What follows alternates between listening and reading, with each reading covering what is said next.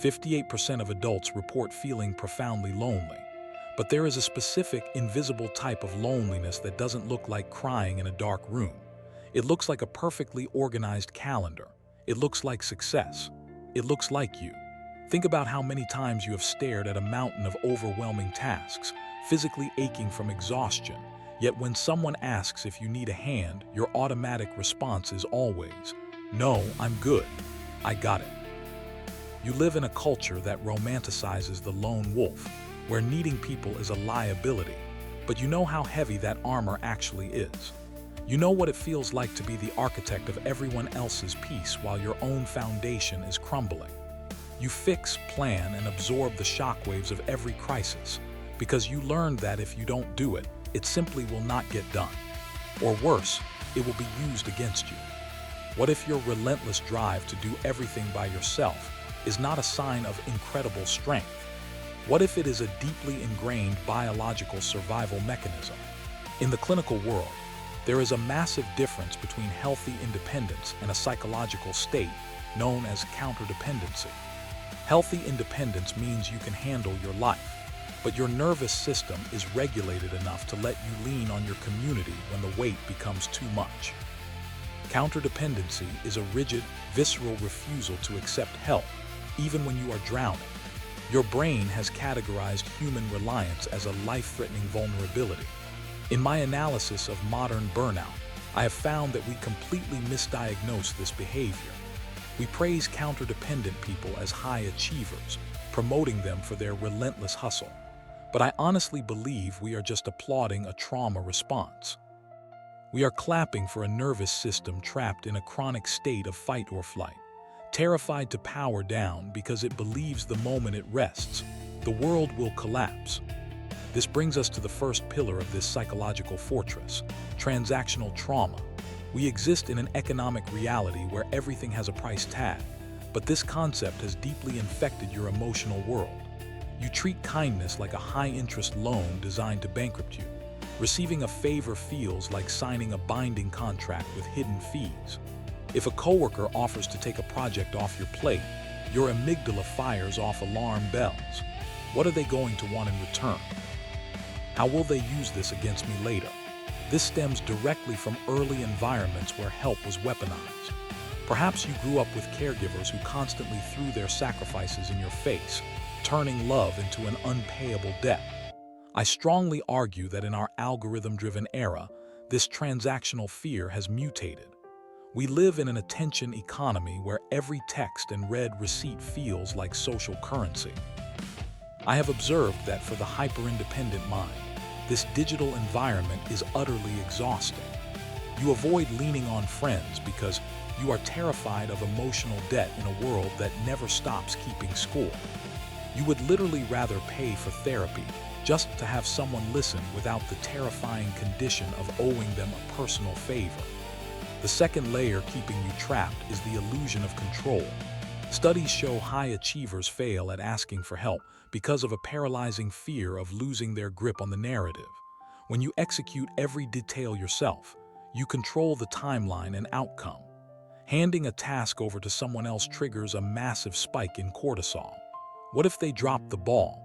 Underneath that is the dread of weaponized incompetence. You survived environments where people purposefully pretended they didn't know how to do something properly, just so you would get frustrated and say, "Forget it, I will just do it myself." You have been burned so many times by half-hearted efforts that your default mode network is perpetually hijacked by threat detection. Your brain runs endless simulations of people failing you. You conclude it is simply safer to overwork yourself to the bone. You would literally rather drive 500 miles entirely alone, white-knuckling the steering wheel through the dead of night, than risk the disappointment of relying on a passenger who might fall asleep on your watch. Then we arrive at the third and most heartbreaking psychological angle, the burden narrative. Clinical psychology links this behavior to a dismissive avoidant attachment style. People with this framework equate dependency with fundamental weakness. But underneath that stoic exterior is a tragic reality. You learn to be the perpetual giver because being the receiver felt fundamentally unsafe. You likely grew up as a parentified child, forced to take on adult responsibilities long before your brain was fully developed. You had to act as the emotional thermostat for a volatile household, constantly adjusting your own temperature to keep everyone else from exploding. Because of this, you internalized a very dangerous lie. You convinced yourself that your only value to the human race lies in your utility. If you are the one needing help, you suddenly feel completely useless. You feel like a burden, and being a burden is your ultimate worst fear. In my own research into attachment theory, I have come to a controversial conclusion. I honestly believe that society's most capable people are often its most neglected. We look at the strong friend and assume they are fine, but their strength is actually a desperate plea to be valued. You hide your struggles because you believe that if you stop being useful, people will stop loving you. The physiological data is concerning. The American Psychological Association shows the immense physical and mental toll this isolation takes on our biology. Chronic stress from hyperindependence leads to severe burnout, autoimmune issues, and a crushing sense of isolation even in a crowded room. You built an impenetrable fortress to protect yourself, but you forgot to build a door. You are safe from being let down, but completely cut off from being truly seen and unconditionally loved. But here is the nuance, and here is your superpower. This hyperindependence is not a flaw in your character. It is a highly refined, data-driven cognitive ability. You developed a hyper-tuned threat detection system that kept you alive when you had no one else to rely on. Your ability to anticipate needs and survive in isolation is a profound testament to your resilience. We do not need to pathologize your strength. Instead, we need to redefine it. What you called isolation was actually you finding sanctuary. You retreated to the only place you knew was safe, within yourself. There is absolutely nothing wrong with you for building that armor. It saved you. But you are no longer in the war zone where that armor was forged. How do you start dismantling this invisible wall? It begins with incredibly small, low-stakes moments of vulnerability. You have to gently retrain your nervous system to understand that accepting a hand does not immediately result in betrayal. You have to prove to your inner child that it is finally safe to put the heavy shield down. Seneca once noted that we suffer more often in imagination than in reality.